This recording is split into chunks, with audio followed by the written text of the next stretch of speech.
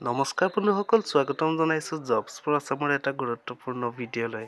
চ' বন্ধুসকল, আমি আজি এই ভিডিঅ'ত আলোচনা কৰিম ডি অফিচৰ পৰা বহুকেইটা পদ মুকলি হৈছে। চ' বন্ধুসকল, ইয়াৰে 1 নম্বৰ পোষ্ট হৈছে জুনিয়ৰ এছিষ্টেণ্ট গ্ৰেড 3।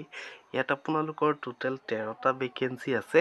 ইয়াৰ যদি প্ৰতি মাহৰ দৰমহা যদি চাবলৈ যায় 14,000 পৰা 70,000 টকাৰ পৰ্যন্তলৈকে আপোনালোকৰ প্ৰতি মাহৰ দৰমহা হ'ব। লগতে 5,600 টকা গ্ৰেড পে থাকিব।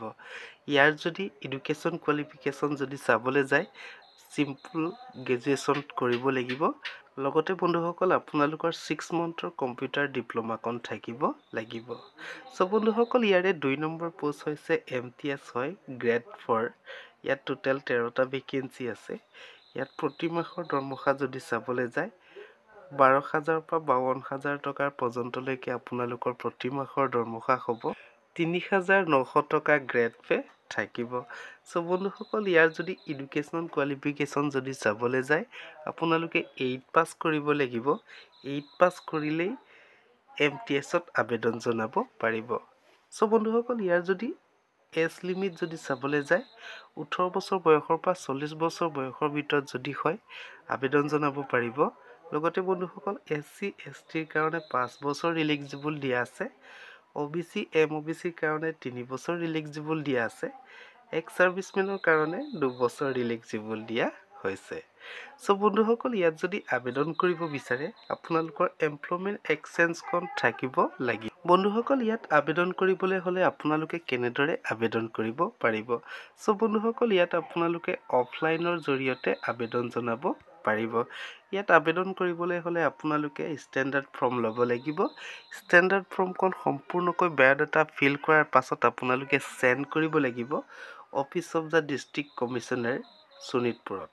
চ' বন্ধুসকল, এই এড্ৰেছটোত ডাকৰ জৰিয়তে আপোনালোকে আবেদন জনাব পাৰি। ইয়াৰ লাষ্ট ডেট যদি চাবলৈ যায় আপোনালোকৰ লাষ্ট ডেট হৈছে 25 এপ্ৰিল 2024 তাৰিখৰ বিয়লি 5 বজাৰ পৰ্যন্তলৈকে আপোনালোকে আবেদন জনাব পাৰি। বন্ধুসকল, যদি আপোনালোকে ইয়াত আবেদন কৰিব বিচাৰে ইয়াত আপোনালোকে কি ডকুমেণ্ট গাঁঠি দিব লাগিব।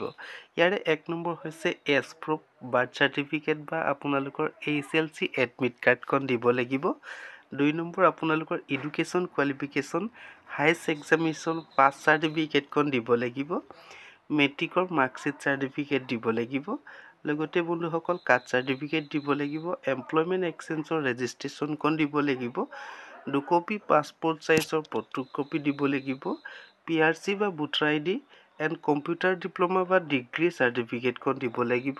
অনলি ফৰ যদি গ্ৰেড 3 যদি আবেদন জনাব। চ' বন্ধুসকল, এপ্লাই কৰাৰ পাছত আপোনালোকে এডমিট কাৰ্ডখন কেনেদৰে ডাউনলোড কৰিব পাৰিব?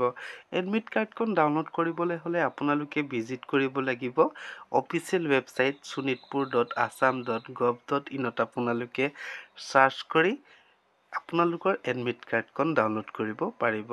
চ' বন্ধুসকল, আজিৰ ভিডিঅ'টি ইমানখিনি মই আপোনালোকক ইনফৰমেশ্যন দিলোঁ। যদি ভিডিঅ'টো চাই ভাল লাগিলে প্লিজ লাইক কৰি দিয়ক, শ্বেয়াৰ কৰি দিয়ক। লগতে বন্ধুসকল, চেনেলটি ছাবস্ক্ৰাইব কৰি দিয়ক। Thank U.